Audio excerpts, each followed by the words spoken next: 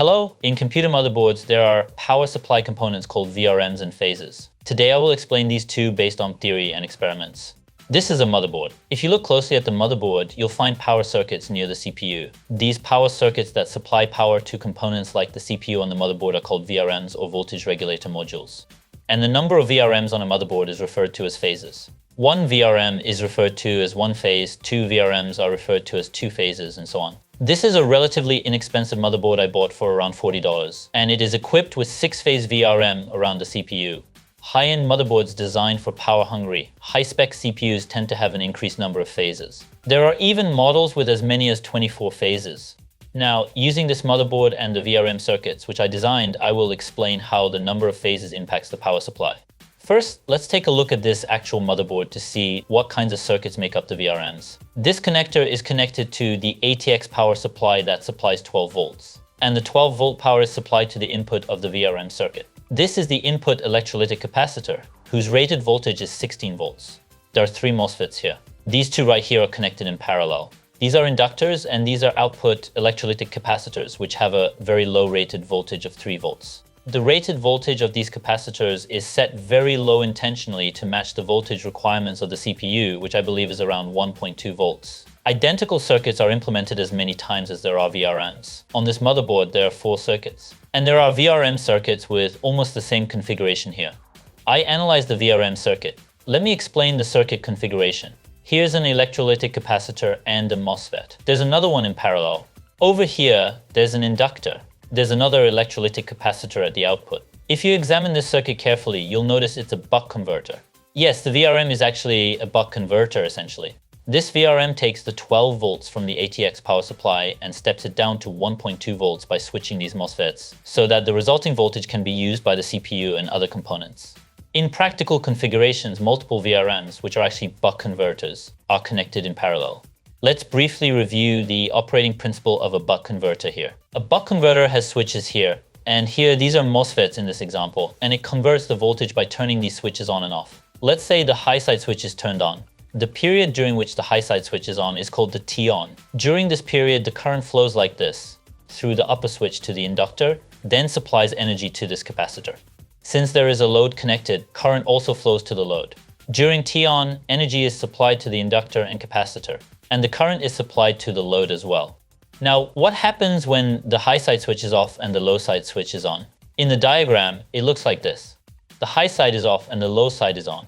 The period during which the circuit is in this state is called T-off. During T-off, the current flowing through the inductor continues to flow. As for where that current goes, it supplies power to the capacitor or supplies power to the load from the capacitor. The current from the inductor also flows directly to the load. The current comes back here and flows through the low side switch. The current flows in this loop. That's the behavior of the current. The relationship between the input and output voltages of a buck converter is given by the following formula. It says D here. It refers to the duty cycle. The duty cycle is the ratio of T-on to T-off. This VRM is used for the power supply for the CPU and such, so it needs to drop the input voltage from 12 volts to 1.2 volts. So D is 0.1. This means that during 10% of the total operating time, the high side switch is on and current is flowing. And for the remaining 90% of the time, the switch is off and no power is supplied from the power source. Where does the energy come from during the remaining 90% of the time? The energy stored in this inductor and the capacitor is supplied to the CPU. I have made a video explaining the detailed operation of buck converters. There is a link in the description, so please take a look. Motherboard manufacturers make multi-phase motherboards with multiple VRMs like this one. Let's discuss the advantages and disadvantages of making such motherboards. Firstly, let me explain the advantages. The first advantage is stable supply of power and voltage to the CPU. Here, stable means that even if the power required by the CPU suddenly increases, the motherboard can still supply 1.2 volts with minimal voltage fluctuation. Using multiple VRMs help reduce overall voltage ripple, which also improves voltage quality. Basically, the lower the ripple, the higher the quality of the voltage. And the second advantage is that having more phases allows for handling larger power. For example, let's consider the case of supplying power to a CPU that consumes 100 watts. If there is only one phase, it needs to supply the entire power all by itself. If there are 2 phases, each phase only needs to supply 50% of the power. If there are 3, 33%. If there are 4, 25%. If there are 10, 10% of the whole power load. Multiple phases help spread out the power load, which means they also help spread out heat generation. Increasing the number of phases reduces the heat generated by each component, which makes thermal design easier and, more importantly, helps extend the lifespan of the components. On this motherboard, there are electrolytic capacitors. Heat is a major enemy of electrolytic capacitors, so it's extremely important to keep the temperature as low as possible. The third advantage is that by increasing the number of phases in the VRM, you can supply power to higher wattage CPUs. These are the advantages. On the other hand, there are disadvantages. This is more of a problem with the VRM circuit itself rather than the multi-phase design, but the voltage ripple tends to be quite large. You need to drop the voltage from 12 volts to 1.2 volts, but since the duty cycle becomes very small, the voltage ripple component tends to be significant. However, it is possible to reduce the voltage ripple to some extent by using another control method. I will explain this later while conducting experiments. The second disadvantage is that a higher number of phases requires more components. Because many components are used, the overall cost increases. However, since each component can have lower ratings when multiple VRMs are used, their unit cost tends to be lower. But I think it depends on the manufacturer of the motherboard. After all, multi-phase motherboards are often high-end models. Such models tend to use premium components, which contributes to a higher overall cost. Also, motherboards with more phases usually end up being larger. Take a look at this motherboard. The size of the components is quite large, so they take up a lot of physical space on the motherboard. Let's keep the explanation brief and move on to actually creating the VRM circuit. Surprise, the circuit is already complete. It's a multi-phase buck converter. The same circuit is implemented 4 times, each corresponding to phase 1, 2, 3, and 4. Let me explain the circuit. This is the input electrolytic capacitor. The high side switch is an N-channel MOSFET. For the low side switch, I used a Schottky barrier diode. A buck converter can still operate with a diode as the low side switch. And these are the inductor and the output electrolytic capacitor. 4 circuits that are exactly the same as this one are implemented. Actually, this step-down converter circuit cannot operate on its own, so I made gate driver circuits as well. Since gate driver circuits can be used in many ways, I designed them so that they can be inserted like this. These gate driver circuits are quite expensive. If you try to make them yourself, the components would cost about $10 per circuit. That's why I designed it so that it can be reused for the next project.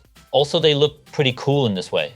First, I will conduct an experiment to see how heat generation varies with the number of phases. I'm going to compare the maximum temperatures that this VRM board reaches when operating with 1 phase compared to when it operates with 4 phases. You can see how many phases are operating on this oscilloscope. This is when only 1 phase is operating. This is when the first and second phases are operating.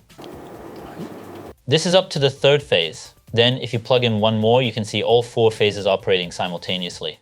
First, let's take a look at the case where only 1 phase is running, where a single VRM handles all the power load. I used a thermal camera and it showed a maximum temperature of around 74 degrees Celsius. It is extremely hot. The component that is generating the most heat is the Schottky barrier diode, and next comes the inductor. Since current constantly flows through the inductor, it generates a lot of heat. Next, I will change the settings and try running 4 phases. Currently, 4 phases are operating. According to the thermal camera, the maximum temperature was only 42 degrees Celsius. All 4 VRMs are generating heat, which indicates that the power load is being distributed across all of them. In this way, you can reduce the load on each VRM by increasing the number of phases. As a result, we were able to decrease heat generation in each phase. Let's also take a look at the output voltage. The input voltage is 12 volts, and the output voltage is supposed to be 1.2 volts. However, as you can see, there is ripple voltage. It says here that the effective voltage is 1.2 volts, and the peak-to-peak amplitude of the voltage is approximately 250 millivolts. This is quite large. I actually designed the VRMs to have a larger voltage ripple. Let's see what happens when we run all 4 phases. This is the output voltage when all 4 phases are operating. As for the effective value, it remains at 1.2 volts. The peak-to-peak voltage ripple is 210 millivolts, which has decreased by about 40 millivolts from earlier, but still almost the same. The shape of the waveform has hardly changed either. This is the comparison with the 1-phase operation. The voltage ripple is a little bit lower when operating 4 phases. The shape of the voltage ripple waveform is almost the same. By increasing the number of phases, the load on each VRM was reduced, which lowered the heat in each phase. On the other hand, the output voltage ripple showed little change even when the number of phases was increased. In fact, by changing the control method of the VRM, the output voltage ripple can be significantly reduced without changing the circuit configuration. Let me explain the control method from here. The control method currently being used is the one shown at the top. Let me explain the graph. The horizontal axis represents time. The graph shows at what timing each VRM operates. In this case, all VRMs from 1 to 4 are operating simultaneously. The operation occurs during the T on time of the buck converter, as explained earlier, and the remaining period corresponds to the T off time of the buck converter. Once T off ends, all VRMs operate simultaneously during the next T on period. With this method, the voltage ripple is inevitably larger. It's because the 12-volt ATX power supply delivers power only during the T on period. During the T-off period, as I explained earlier, energy is supplied to the load from the inductor and the output electrolytic capacitor. That is why the voltage ripple is larger with this method. If you want to use the conventional control method and still reduce the voltage ripple, you can either increase the inductor size, use larger output capacitors, or raise the switching frequency. However, using larger components is challenging because the motherboard size is often fixed from the beginning, making it difficult to fit larger components within the limited space. Increasing the switching frequency can help reduce voltage ripple, but it's also difficult to implement in practice because higher switching frequencies lead to greater switching losses in these MOSFETs. In some cases, the losses become so large that the generated heat cannot be dissipated on the circuit board. You can increase the switching frequency, but only up to a certain limit. Now, we are going to try a new control method. It's called interleaved control. In this method, the VRMs are not operated simultaneously, but instead, each VRM is operated at a different timing in a sequential manner. You can reduce the voltage ripple by appropriately staggering the operation timing. 1, 2, 3, and 4. They operate in this repeating sequence. During this period, the total power supplied remains the same as with the conventional method, but the delivery occurs at a higher frequency. That is why the voltage ripple is lower. Today, I designed a 4-phase motherboard, but if you increase the number of phases to 10, for example, there will always be at least one VRM supplying power. Then, the voltage ripple would be very low. Let's look at the operation. This is the conventional method, and this is the interleave method. Each VRM is operating at a different timing. Now, let's take a look at the actual output voltage waveform. For this output voltage measurement, using a passive probe is not a suitable option, as it tends to make the probing process more complicated and does not accurately capture the true waveform. Therefore, this time I used a power rail probe and performed careful probing, as shown in the image. Comparing the waveforms side by side clearly shows the difference. The left is the power rail probe waveform, and the right is the passive probe waveform. I used a power rail probe, and I was quite careful with the probing, so the waveform is very clean. First, let's take a look at the case where two VRMs are operating.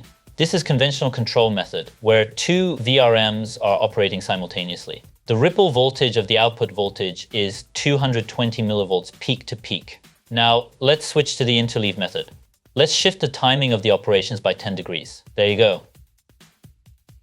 It's slowly shifting. As we keep shifting like this, you can see that the ripple voltage is gradually decreasing. The operation timings are now shifted by 180 degrees. Compared to earlier, you can see that the ripple voltage has been significantly reduced. I averaged the waveform. The peak-to-peak voltage is 48 millivolts. As a result, the peak-to-peak voltage was reduced to about 1/4 compared to the conventional method. It's a significant reduction. I increased the number of operating VRMs to 4 and controlled them using the interleave method. I applied interleave control on 4 phases. The voltage ripple has become almost invisible. Let me zoom in on the vertical axis. Now we can see it. The peak-to-peak voltage ripple is 12 millivolts. It has significantly decreased. It's now about 1/20th of what it was when we first measured it. This method significantly reduces voltage ripple. By the way, there is hardly any change in component temperature before and after interleaving. The highest component temperature was 42 degrees Celsius. By using different control methods, such as the interleave method I showed you just now, it's possible to improve performance without changing the circuit configuration at all. It's truly wonderful. So that's an explanation of the phases in a motherboard. As the number of phases increases, the power burden on a single VRM decreases. As a result, there are advantages such as better power distribution and less heat generation. By incorporating interleave control, it's possible to achieve improved performance without the need to modify the existing circuit configuration. Therefore, to ensure a stable power supply with minimal voltage fluctuations and ripple for a high-performance CPU, motherboards featuring a large number of VRM phases that implement interleaved control will offer an optimal solution. Thank you for watching.